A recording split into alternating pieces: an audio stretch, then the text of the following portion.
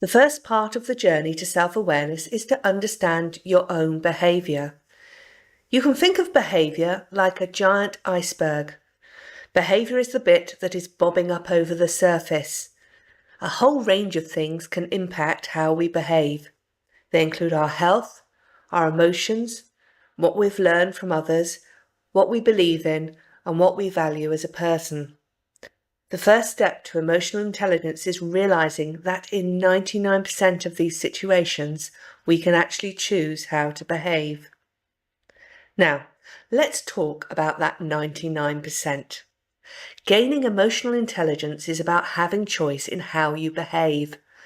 In any given situation or event, how you react to the situation will directly affect the outcome.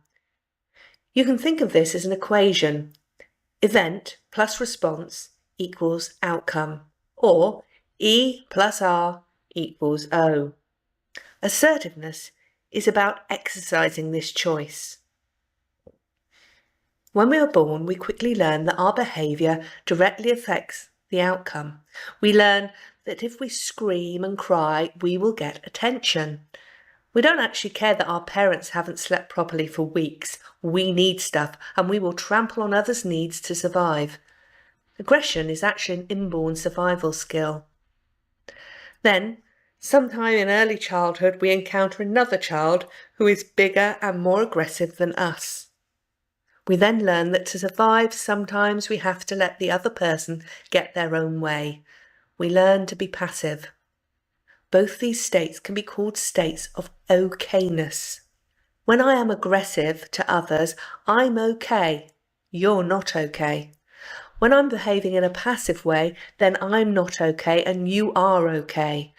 These behaviours become instinctual. We often don't think about them, they just happen. And as we grow older, we learn to control them and use passive and aggressive communication to get what we want. But underneath it all, someone always loses and someone always wins. This is where we need to think about the makeup of the brain. The brain consists of two parts, our ancient animal brain and our more modern human brain. When we are in trouble or feel under attack, the body can do strange things. It reverts into an ancient fight or flight instinct. We either battle the saber-toothed tiger or run away. To prepare for battle or flight, the body diverts blood from the unnecessary regions of the body, including the human part of the brain.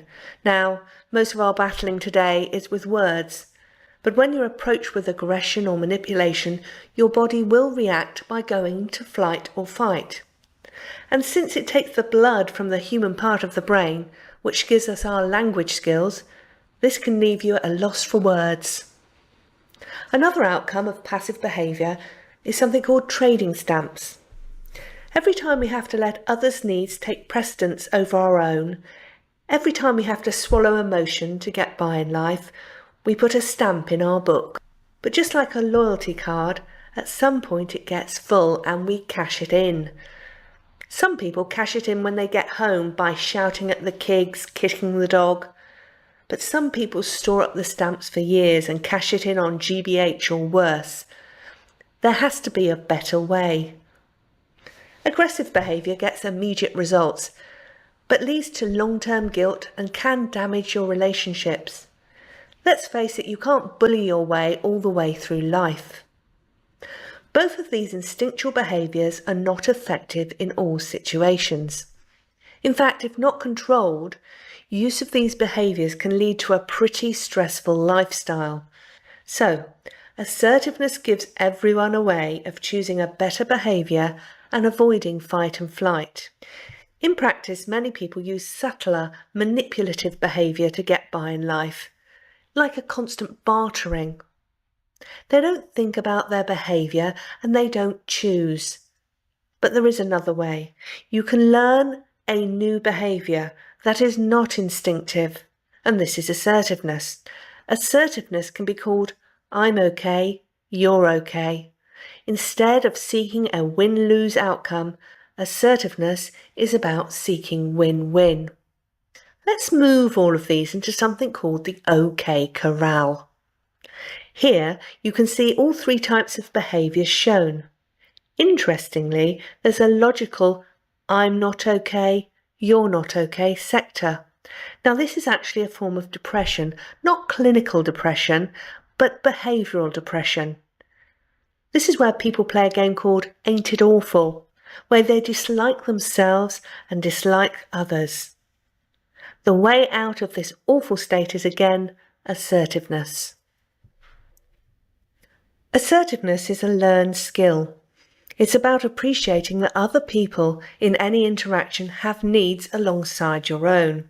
It's about feeling your emotion, but expressing it in a calm way. The backbone of all assertive thinking is a bill of rights, and the first stage to becoming more assertive is changing your own personal values to include this bill of rights. Let's look at each one.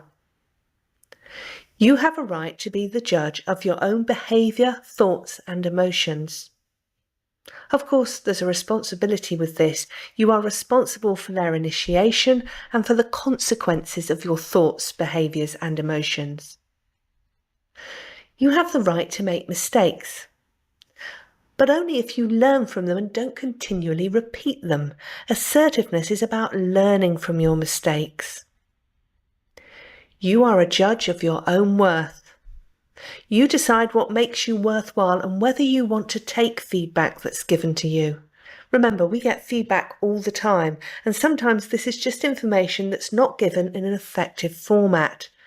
Jokes about our choices, snide remarks, long looks. These are all feedback, but it is our choice whether we take this on board and then take the consequence for that choice. You have a right to say, I don't know and I don't understand. We are not walking Wikipedias. We don't know everything, but we are conditioned to answer questions. Ever answered a question that someone had no right to ask you? Ever answered a question because you were under pressure and then gave the wrong answer? Well, why not just say, I don't know? It's okay to do that. You have a right to say no without feeling guilty. Now, during early childhood, for most of us, we go through a phase of trying out no and why.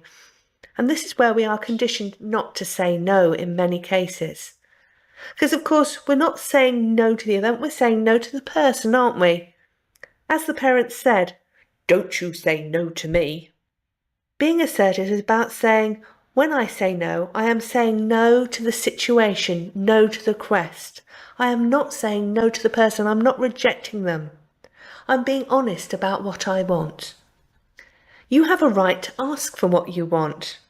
And okay, there may be a nice way of doing this, but you must use the want word. If you want something, say so.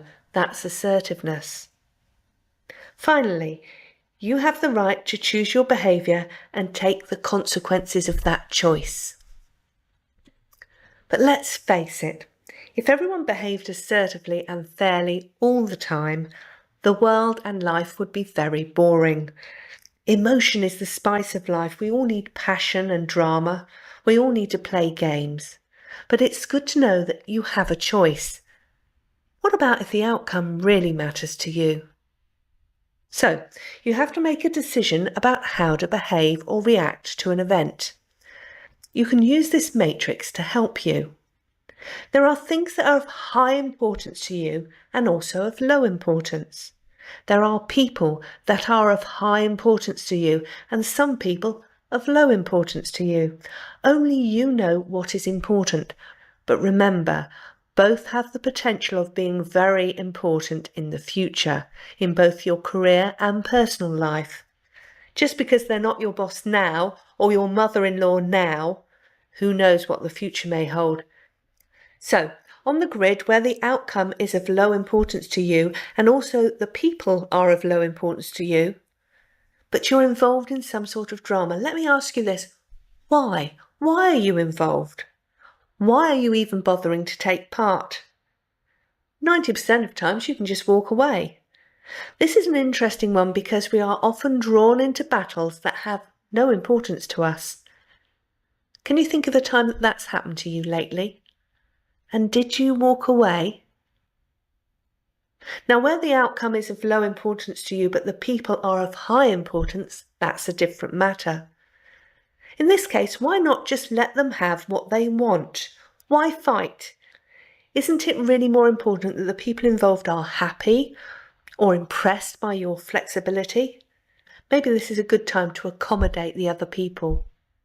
Then there are times when the outcome of the situation is of high importance to you, but maybe the people involved are of low importance. In this case, you may choose a more aggressive form of communication, stand your ground and not worry about the consequences. But to be honest, how often are you involved with people that are unimportant to you? This type of behaviour is really unsuitable in a short-term relationship. Finally, there are situations where the outcome and the people involved are both of high importance to you. So in this case, you must use assertive behaviour to be successful.